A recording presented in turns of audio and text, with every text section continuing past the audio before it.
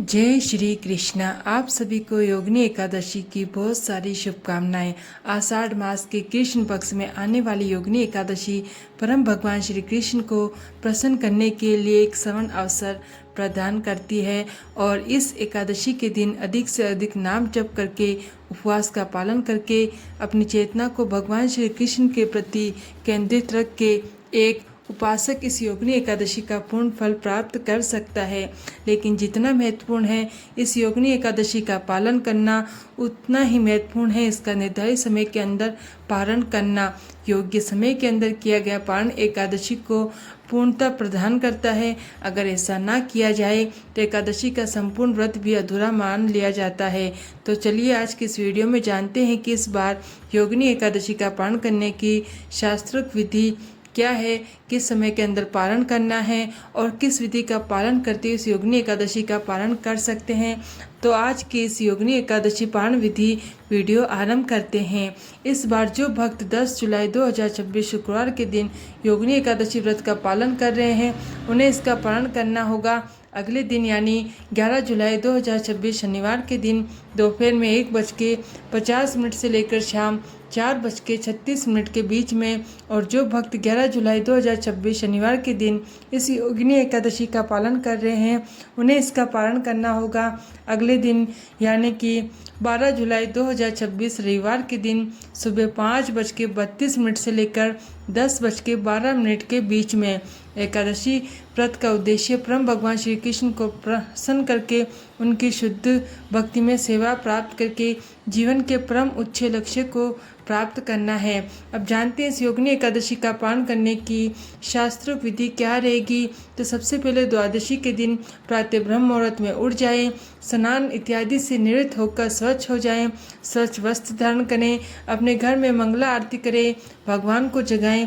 अगर घर में नहीं कर सकते तो आप किसी मंदिर में जाकर भी कर सकते हैं। उसके बाद तुलसी देवी की पूजा आराधना करें, उन्हें प्रणाम करें, उन्हें जल अर्पण करें और उनकी प्रदक्षिणा करें। और याद रहे द्वादशी के दिन हम तुलसी पत्र नहीं तोड़ते, इसलिए अगर आपको भगवान को भोग लगाने के लिए तुलसी पत्र की आवश्यकता है तो उसे एक दिन पहले ही तोड़कर रख लीजिए। तुलसी महारानी की सेवा पूजा करने के बाद अब उनके समक्ष बैठकर हरे कृष्ण मंत्र का जप कीजिए। आप प्रतिदिन जितनी माला का जप करते हैं उतनी ही माला का जप आप तुलसी देवी के समक्ष बैठकर कर सकते हैं। ये हरे कृष्ण महामंत्र का जप है। ये महामंत्र है जिससे सभी मंत्रों की शक्ति समाविष्ट है और इसलिए इसे महामंत्र कहा जाता है। और इसी महामंत्र की माला का जाप आप आज के दिन एकादशी वाले व्रत में भी कर रहे होंगे। तो आप हरे कृष्ण महामंत्र का जप करने के बाद रसोई में जाइए और भगवान के लिए कुछ सात्विक भोग बनाइए। ऐसा भोग जिसमें लहसुन प्याज या कोई भी तामसिक पदार्थ का प्रयोग ना किया हो। इस भोग को बनाने में ऐसे मसालों का प्रयोग भी ना करें जिनमें अनियन पाउडर, गार्लिक पाउडर इत्यादि का प्रयोग हो। भगवान के लिए कुछ मिष्ठान बनाएं, कुछ अच्छा सात्विक भोग लगाएं जैसे दाल, चावल, सब्जी, चपाती या फिर कोई और भी व्यंजन। इस प्रकार जब भगवान को लिए भोग बना रहे हैं उस समय पर भगवान का कीर्तन सुनना चाहिए, उनकी कथा का श्रवण करना चाहिए। क्योंकि जब आप रसोई बनाते उस समय में आपके मन में जो विचार चल रहे होते हैं, आपकी जो चेतना है वे आपकी रसोई में यानी कि आप जो भोजन बना रहे हैं उसके अंदर ट्रांसफ़र होती है। अगर कोई व्यक्ति गुस्से में आकर भोजन बना रहा है तो उसका वैसा ही परिणाम उस भोजन को खाने वाले पर होगा। इसलिए रसोई बनाते समय बहुत सावधान रहे कि आप कैसी सोच रख रहे हैं, आपकी चेतना क्या है। तो भगवान के स्मरण करते हुए उनकी चेतना में लीन रहते हुए भगवान के लिए स्वादिष्ट सात्विक अन्न भोग बनाएं, उसमें तुलसी पत्र रखें और फिर भगवान को अर्पित करें। जब तक भगवान भोग पा रहे हैं तब तक आप दान की सामग्री एकजुट कर लें, बाकी तैयारियां कर लें और 15 मिनट बाद भगवान के पास से भोग लें और भगवान की आरती करें, धूप दीप इत्यादि अर्पित करें और उसके बाद एकादशी पारण करने की तैयारी करें। पारण करने के लिए सबसे पहले भगवान के समक्ष जाकर हाथ में थोड़ा गंगाजल लीजिए और भगवान से प्रार्थना करते हुए कीजिए कि हे केशव, मैं अज्ञान रूपी अंधकार से अंध हो रहा हूँ। इस व्रत द्वारा प्रसन्न होकर मुझ पर कृपा कीजिए और मुझे ज्ञान तथा भक्ति रूपी नेत्र प्रदान कीजिए। इस प्रकार भगवान से प्रार्थना करके अब अपने घर में किसी वैष्णव या ब्राह्मण को आमंत्रित कीजिए। भगवान को जो भोग लगाया उसी में से अन्न प्रसाद उनको अर्पित कीजिए। वे संतुष्ट हो जाएं तब तक उन्हें खाना खिलाएं और उसके बाद अपनी क्षमता अनुसार कुछ दान दक्षिणा भी दे सकते हैं। इस प्रकार अगर आप घर में बुलाकर किसी को अन्न प्रसाद नहीं दे सकते तो आप मंदिर में जाकर भी भगवान को भोग प्रसाद दे सकते हैं, दान दक्षिणा दे सकते हैं।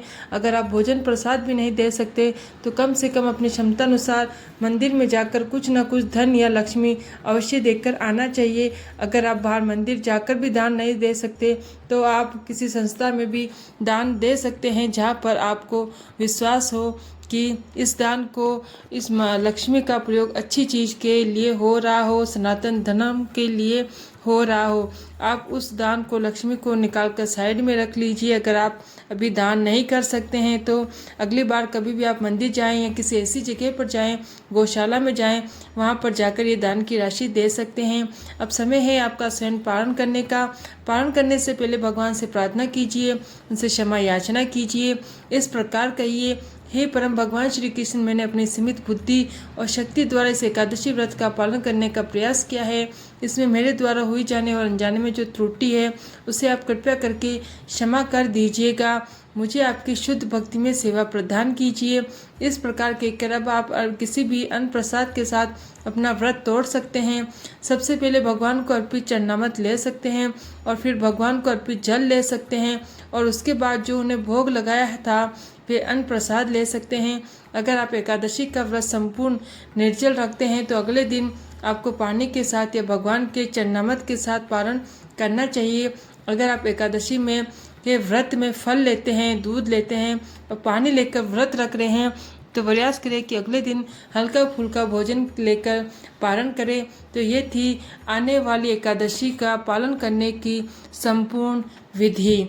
आशा है कि आपको ये जानकारी उपयोगी लगी होगी और आपके अपने भक्ति यूट्यूब चैनल मंत्रा पूजा को सब्सक्राइब जरूर करें। जय श्री कृष्णा।